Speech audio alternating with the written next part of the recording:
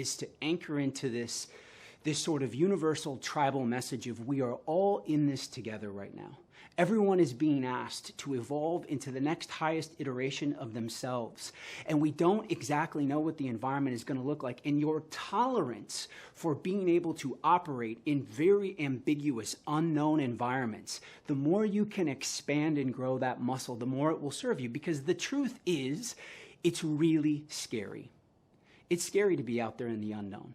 And you know the other thing, when you've been in the business for a while and you've grown up in your career and you're 20, 30 years deep, the likelihood is that you're probably really good at what you do.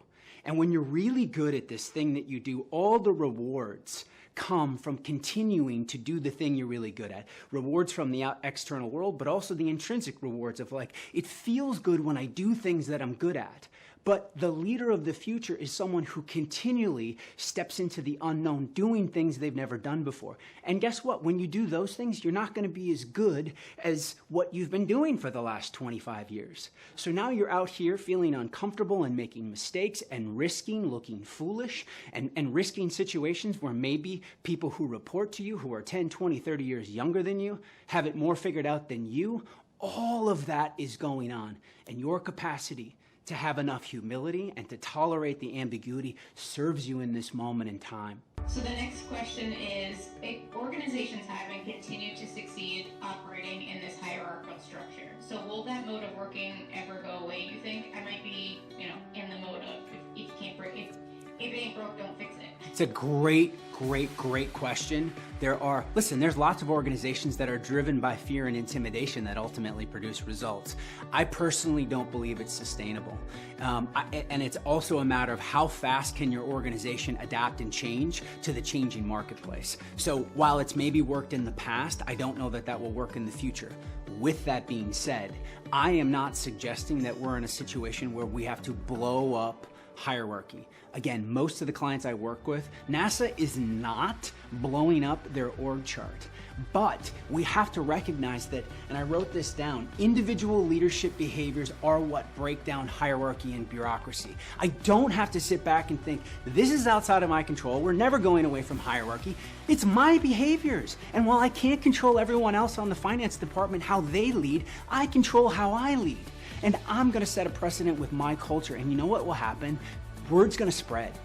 And you will become a magnet for attracting the best talent. And I believe that will be true for organizations. And it is my mission to help individual leaders and organizations do that work. Brené Brown has, I think, just an absolutely fabulous definition of spirituality. And there's many good ones out there, but her definition is spirituality is recognizing and celebrating that we are inextricably connected to one another and to a power or a source greater than ourselves. And that connection, that our connection to each other and to something larger than us is rooted in love and belonging. And that when we practice spirituality, when we practice leading from a place of spirit, it fills us and those around us with more purpose, more meaning, and more perspective. What I want you to do is I want you to think about in your own life, when was the last time you felt deeply connected to something larger than yourself?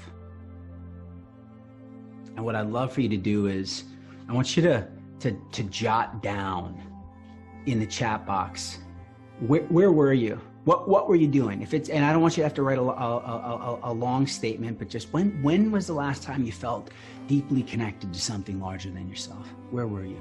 Oh, wow. Somebody wrote now. That's amazing. Beautiful. In nature. Wow, they're coming in so fast. Through prayer. Beautiful. Giving birth. Amazing. Beautiful. In Yellowstone Park. Right? Nature, right? Nature oftentimes makes us feel that connection, right? To something much, much larger than ourselves. These are amazing. It's been a long time. I know. Watching others grow, beautiful. The Stoics were classic at being able to say, I'm not going to just accept what is, I'm going to love what is. Now, that is the ultimate challenge. Can we sit in this pandemic? Can we sit in the lockdown? Can we sit in the impact to what's happening to our businesses and not simply accept it, but to love it? Can I sit here alone in this studio and say, instead of thinking that the pandemic was the worst thing that ever happened to me in my business, that it was actually the greatest thing that ever happened to my business? This is very difficult. I know, Andrea, I know. It's the most difficult. It's the most difficult to not just accept, but to love it. That this right now, this is actually helping me evolve into the next highest iteration of myself. This is forcing me to transform. This is forcing us to reimagine and reevaluate what the spa experience is.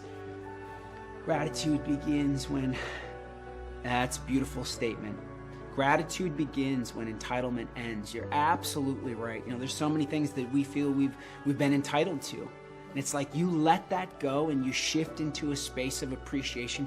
Can I show gratitude for everything that's happened? As lonely and as sometimes disconnecting as it feels to be communicating to you through this camera, it's like, how do I shift my perspective and say, maybe this is helping me become a better teacher. It's forcing me to level up my game. Like, if I'm really honest, did I use my energy and the bigness of a stage and video and PowerPoint to sort of overcome the ability to do what? To simply sit and have a conversation? Can I bring my full presence enough through the camera that you and I can have this dialogue and have it be impactful? And you know what? I'm better today than I was 6 months ago, and hopefully if I keep working, I'll be better 6 months and 6 years from now. And that is playing out for you in the business too. This is forcing you to level up in places. And so can I say, Amore Vedi, I love it. I love it. Give me more. I don't just accept it, I love it.